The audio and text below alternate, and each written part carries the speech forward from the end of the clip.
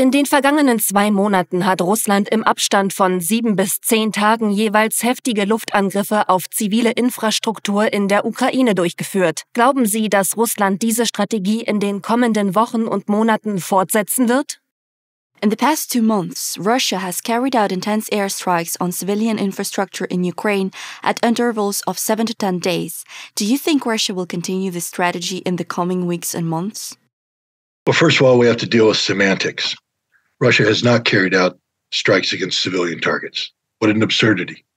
Russia has carried out strikes against critical infrastructure targets that relate to the ability of the Ukrainian nation to wage war. Now, these are dual use.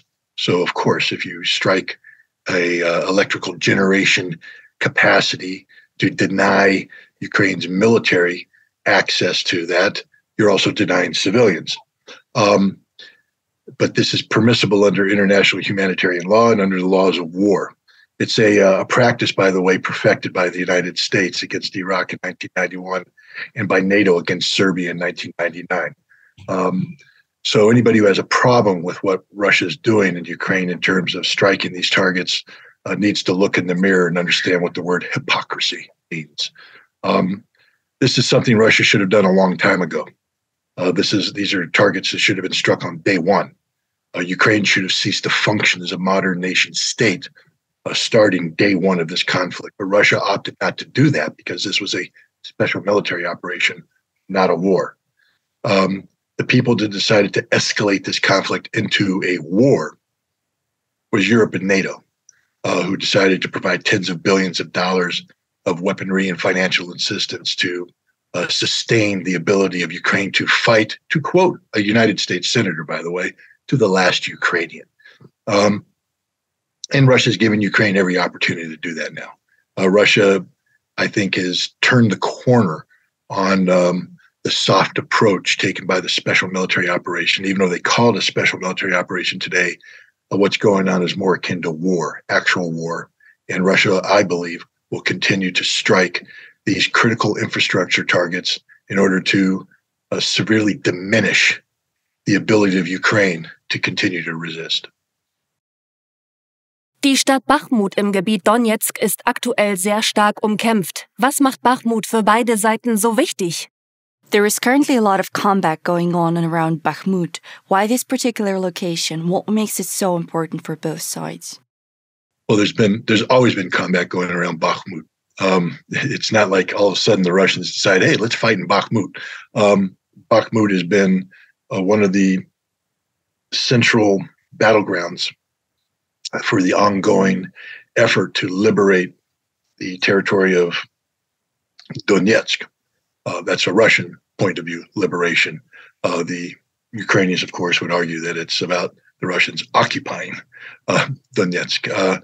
But the bottom line is, from the Russian perspective, Bakhmut, and the Ukrainian perspective, Bakhmut is the key, the centerpiece of the Ukrainian defense of Donetsk. It, like all other areas, is heavily fortified. And if you take Bakhmut, you open up lines of communication to threaten Kramatorsk, a city that's located to the north and to the west, a major city.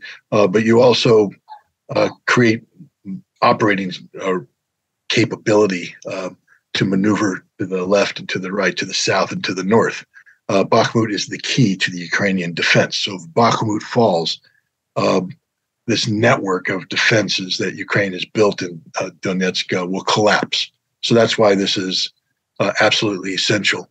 And this is why the Russians have, at extraordinary cost in lives on both sides, continued this attack. And it looks as if the Russians are finally on the verge of succeeding in Bakhmut. And it's interesting that the timing of this appears to coincide with the arrival in the special military operation of the bulk of the recently mobilized forces who are going to be organized into combat formations capable of exploiting this breach of the Ukrainian defenses. So this is a critical time in the overall war. I believe that the Russian success in Bakhmut, if it indeed it materializes, will be seen as one of the turning points of this conflict. Der ehemalige US-Oberst Douglas Macgregor äußerte sich kürzlich, dass er für die kommenden Wochen eine starke russische Offensive erwartet, die die Kämpfe entscheiden werde. Sehen Sie das ähnlich? Macgregor recently made a forecast in which he accepts a strong Russian offensive in the coming weeks that will decide the conflict. Do you have a similar view? Yes. I mean, Russia mobilized 300,000 troops for a purpose. And I don't think the purpose was to show up in Ukraine and sit on their behinds. I think the purpose is for them to win the war. And you win the war by carrying out offensive military action against the enemy. The enemy in this case is the Ukrainian/collective West forces that have been assembled in eastern Ukraine. Russia will have to decide, how best to use these resources, where the offensive will occur, what will the goals and objectives be. And that's very difficult for somebody in the West to predict. I have ideas, but I don't pick up the phone and call Vladimir Putin every morning and say, "Hey, Vlad, what are you guys doing? I need to tell all the social media podcasts what the Russian intent is. Could you give me some insight?" That doesn't happen. The Russians will do that which the Russians believe needs to be done to accomplish the objectives. Therefore, I think it's going to be decisive. It's going to be large scale. And it's going to be hell on earth for the Ukrainians that have to suffer through it. And this is the tragedy of all. A lot of Ukrainians are going to die. I'll just say that one more time. A lot of Ukrainians are going to die. Men who don't need to die, shouldn't have to die. They're going to die. They're being sacrificed by their government and by NATO, and by the United States to achieve an unattainable objective. Ukraine cannot win this war. They're going to lose. And yet, for hubris, because there is no geopolitical gain anymore, Russia is winning and will win.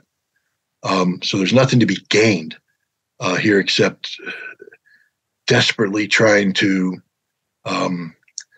cobble on to some sort of face-saving moment for politicians. But that's not going to do the wives, the mothers, the sisters, the sons, the family members of these men who are going to die in numbers that are inconceivable for Europeans at this stage.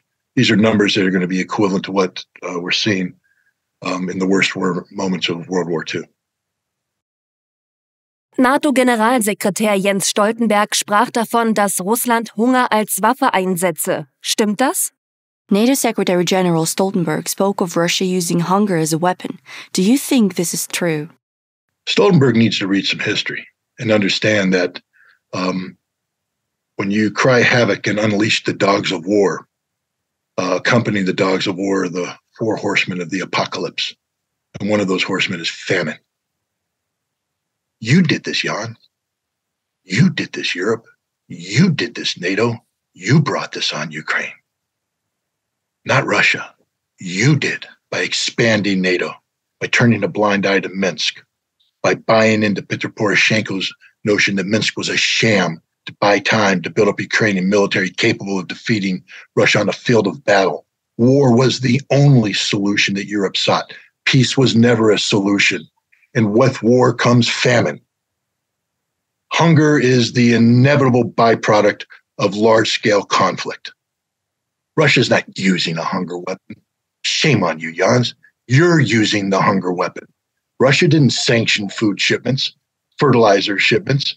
You did. So the hunger that's being inflicted on the people of Ukraine and indeed on the world is solely the fault of Europe, solely the fault of Jens Stoltenberg, solely the fault of NATO. The best way to bring food to the Ukrainian people is to stop this war. And you know what will happen? Almost instantaneously, lines of humanitarian trucks will be shipped in. And you know where those trucks are going to come from? Russia, not Europe. Russia. Because Russia cares about people.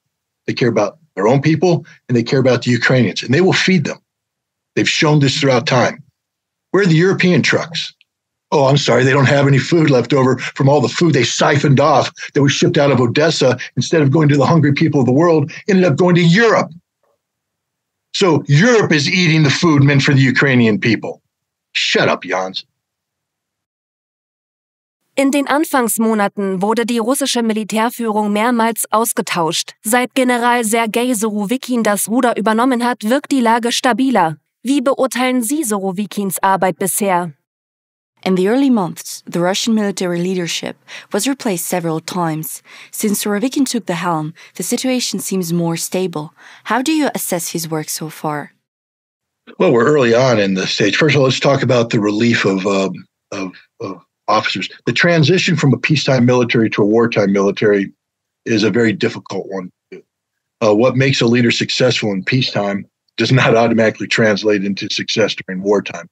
One only needs to study any military early on in a conflict, and you'll see that leaders who everybody thought would do great don't perform, and they're replaced by leaders whom during peacetime everybody thought were mediocre, but suddenly perform very well in combat. Nobody's ever called General Surowikin mediocre. He's always been a strong leader, but he's combat tested. He's been to war. He understands war. And I believe he is somebody who will, like General Grant, if we're going to cite American history, when Grant took over the Army of the Potomac in the American Civil War, there were difficult times. Just like General Surowikin said, there are difficult times. There are tense times. We will have to make difficult decisions. But those decisions will be made. The costs will be understood ahead of time and will be absorbed. Mistakes will be made and overcome, and victory will be Russia's, just like victory was the Union's in the war.